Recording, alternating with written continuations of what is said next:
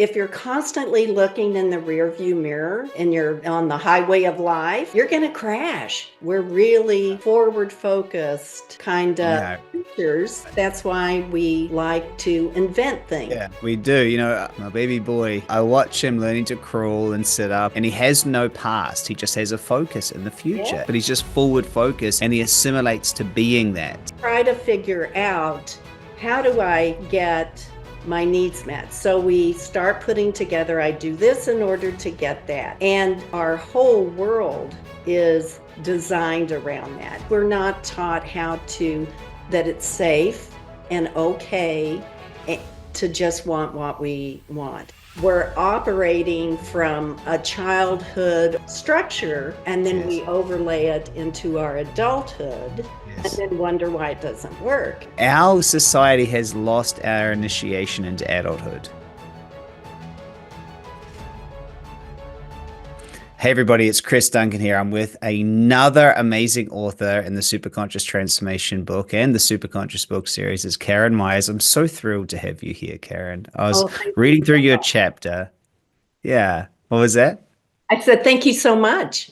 Yeah, I know. It's like, it's just so exciting. And I was reading your chapter and I really loved, there's a couple points listed. What we're going to talk about today is really important for those of you who are wondering, why do I create sabotage? But anyway, before we get into that, Karen, would you just give everyone a brief introduction of who you are and why you decided to write a chapter in this book? Oh, yeah. So I'm a licensed clinical social worker, and I've been in private practice and doing this kind of work for 35, 40 years. And I noticed that my clients would get a certain amount of success, but then it really just seemed not really as far as they wanted to go or as I would have liked to have seen them go. So I started to delve into this kind of work again, and how we set up, how we view ourselves, how we walk in the world, how we make decisions, how we come up with, this is me, this is the world, and my place in it. Yeah. And as I wrote this chapter, I really wanted people to have some kind of flow or understanding of how it gets set up, why it's that way, and what we could do differently in adulthood than we do in childhood. So it was really exciting to do that and to collaborate, of course, with all the other like-minded people in Yeah. this whole series. Um, Yeah, there's some really good chapters in the book, and I highly recommend everyone goes and grabs their copy of it. And what really stuck out for your chapter was this understanding of how and why we find ourselves in these stuck patterns. And I would just so love to hear your perspective on how we end up, in this sabotaging structure. Okay, well, I talk about individuation, and really individuation is a lifelong long process. But for the Yeah. purposes of this, it really is more of, I talk about it more as if it's a one-time event. And it's really not, but it's important to Right. just be able to, for Right. simplification, to talk Right. about it that way. So, And let me just jump in for anyone that doesn't know what individuation is, which is a Jungian term. Carl Jung came up with yes. it first, and it's us figuring out that we're separate from our mother and we're an individual, which we kind of all take for granted, but it's actually a process, right? It absolutely is, and we individuate, throughout our lifetimes again as Yeah. we go to like kindergarten or graduate from high Yeah. school or whatever it Yeah. is, right? We have these kind of passages, I guess, of life that we go through that we continue to individuate. But for the purposes of this, we're just going to talk about it a little simple, in a more simplified term. So when Mm. we're in the womb, right, we have it all. When we are conceived, we have this big burst of energy and everything's getting created, and it's just happening in there. And we don't have to think about being cold or hungry or safe or comfortable or any of that. It's just all Right. done. And then when Right. we're born, we have to figure out how to get all of those needs met at the same time that we're growing teeth, we're growing our bodies and bones, learning how to feed ourselves, how to potty train, all of those things with very limited information. And we have to figure out how to survive because it's super clear we're not going to be able to do that alone. So Mm. it's so when in terms of figuring out how to survive, we just start bringing in so much information based on our families, our culture, our religion, our society, whatever we happen to get plopped into. And as we go on, then we figure out that, oh, when I do this, people love me, they give me big smiles, they hug me, they give me M&Ms or whatever. And when I do this, maybe I get stuck in a corner, or people give me the frowny face, or use my middle name, or whatever, Mm. right? Or some could be something worse, or even Mm. maybe I get ignored. But Right. try to figure out, how do I get my needs met? So we start putting together, I do this in order to get that.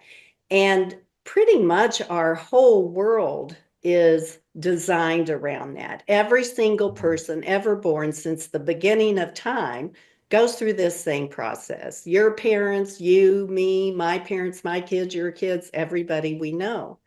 The clerk at the grocery store, as we're figuring out how to get along in this world, when something happens and we're trying to figure out how it happened or why it happened, the only information that we have is pretty much that it must be me, right? Right. Because we're the most common denominator. We hear all the time that kids think they are the universe, and that's how that gets developed. So we come up with, it must be me.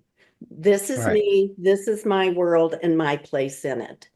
And Hmm. and then to help explain that, we come up with these limiting beliefs of not being good enough, not being worthy, not being belonging, being insignificant or unlovable, or not perfect, or could be a whole long list of things. But we tend to have one or two kind of favorites that we Yeah. like. Yeah. Mine is I'm insignificant. That's kind of my go-to. And we try Mm. to make it make sense in adulthood, but it really doesn't, because Right. we're operating from a childhood or childish structure, and then Yes. we overlay it into our adulthood and Yes. then wonder why it doesn't work. And it doesn't work because Right. we're adults now. And so we'll kind Right. of have this place in the middle that feels like chaos. Yeah. Yeah. And it's so well said, and I agree with every part of it. It's we come into this world and we just take everything personally. And so if we get praised for something, we think that's a good thing. That's good. I should do more of that, find Yeah. more. And an achiever is born. If we do something and it stops the arguing of our parents, and that something is being quiet or doing the chores or doing something, we go, well, that's how I should be. I should be a helper. Or we overhear that we don't have the right leg strength, or one of our eye is a lazy eye, and we think, well, I'm not perfect, I need to be perfect. And so we learn this strategy, and it's us as through the individuation process, which you explained so perfectly, is us going, okay, well, I'm in control of this, so it must be me. Right. And our society has lost our initiation into adulthood. Yeah. Like Yeah. we don't have a process anymore to say, actually, you're no longer that powerless kid who doesn't have the ability to have it the way they want. You're now actually, you're a powerful creator, right? Like, Yeah, we have these markers, I think, in our society, and we have this assumption that if we just complete those markers, then all will be well in the world and right, we'll have everything we want. It just doesn't work that way, right, because we tend to run our decisions or our experiences through that filter of not being enough and trying to perfect ourselves in order to have what we want, instead of running our decisions and choices through what we want. Yeah. They're two different filters. And when you run your your decisions or issues or whatever it is through a different filter, your experience is going to be different. It'll be a Yeah. whole different vibration. And if this whole Yeah. problem solving thing worked, I mean, we've been doing that structure for 40, Yeah. 50, 60 years. If it worked, we'd all be perfect by now. I mean, And that's the funny thing, you realize at some point that it kept you alive, it kept you safe, and it's worked to an extent, but it doesn't create what you love.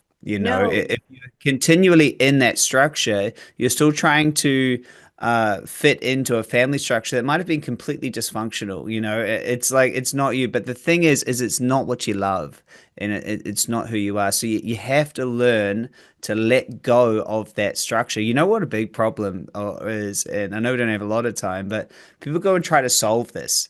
They think, right, oh, I should try to fix my childhood. I should go fix right, it. right. And it's I'm like, like the well, cause. yeah, Absolutely true. And I would never minimize that for anyone or take that away from anyone. It's just that that's not where it ends. yeah, That could be 100% true. But if we don't focus on something else, then that's where we stay stuck. And then we wonder, like, why is my life a mess? Why don't I have what I want? Why can't, yeah, why is the world against me? And yeah, um, and again, if you just run it, if you're constantly looking in the rear view mirror and you're on the highway of life, you're going to crash. yeah, We're not designed to do that. We're really forward focused kind of yeah, creatures. That's why we like to invent things. yeah. We do. My young baby, my little baby, my baby boy. I watch him learning to crawl and sit up and walk and all these things. And he has no past. He just has a focus in the Yeah, future. And so he doesn't know how to sit up, and then he figures how to sit up, falls over, sits. He doesn't know how to crawl, doesn't know how to eat, doesn't know how to swallow, like, through a straw yet. Like but he's just forward focused, and he assimilates to being that. yeah, And this whole idea of, if we can go back and fix something that's already happened, it'll make the future easier, is actually was a real big mistake. And this isn't in your chapter, but listeners, it's just on my mind, so I want to share it. About yeah, 110 years ago, there was Carl Jung, Freud, and Alfred Adler, three massive psychologists, and Alfred Adler was the one that got missed because he yeah, he said, "Hey, the past creates who you are, but has nothing to do with the future." Carl Jung just wanted to look at the collective unconscious, fascinating. But Freud is the one that got a lot of attention. He said you have traumas and you need to fix them, and this sold a lot of people into that model of the world and chemicals and pills, and when we followed that system, but we missed this other one. Because in your chapter you talk about the antidote, and I know the antidote, and you do as well. The antidote is true choice, is right. to let go of that structure and say, well, that's who I've been, and what am I becoming? Would you just really quickly share a little bit about true choices, and what Well, they are and why they're so important? true choices are are well, I want to back up a little bit. Yeah, When yeah. the difference between a true choice and like a negative vision or a choice that doesn't really fit what you want to create is usually designed to meant to make you feel better about something. Like Hmm. maybe you have a lot of guilt or shame about something, or a huge sense of responsibility. And so, what you want to create is getting rid of those feelings, those Right. what we think are bad feelings. So, we just want to make ourselves feel better because those feelings are so overwhelming because we just don't understand them yet. But when we're making a true choice, it's a choice based on just what we want. And I don't mean in like some psychopathic, sociopathic way. It's really about what we want to create in the world. And maybe that's just meaningful relationship. Maybe that's more than enough money. Maybe that's health and vitality in all areas of our life. But it's a choice that we make not to perfect ourselves or to make ourselves feel better, but it's just because we want it. And because we're from a very young age told it's not safe to want, we'll see these inspirational quotes all over the place, like be all you can be or climb that mountain, but kind of not really. Um, but as soon Well, the reason is, because I love what you've said. The reason is that a child wants to stay up late and eat candy. They don't know yet. They're not allowed to just be, they're not allowed to be in charge. But we need to let go of that. Like that structure, we can't be using that same structure when we're 35, 45, 55, because we must have let go of that. You're allowed to have life the way you want. You can go live in Bali and be a writer. You're allowed to, like, you right. know, yeah. So, yeah, you're Yeah. right. So the promise of adulthood is real. You get Yeah, to choose that. But if we are so if we so hold on to what other people will think, or will this please my family? Will I finally be yeah, accepted? Does this feel like I'll be loved? Or if I lose these 10 pounds, will I finally have the yeah. relationship of my dreams? It just gets kind of all muddled up that Does. way because we're not taught that it's safe and okay to just want what we want. Like, does Yeah, that mean it's okay for me to hurt other people because I want to? No, it's yeah, don't we're yeah, not that's not what we're talking about. We're talking yeah. about just wanting what the things Yeah. that we all want. Like you're just allowed to go and have a lot of money. You're allowed Yeah. to retire young. You're allowed to have an amazing. You're just allowed it. Like there's no. You don't have to bargain with life. You don't have to be a certain way. You don't have to bargain. You don't have to trade it off. You're just allowed to say this is how I'd like life to be and have it that way.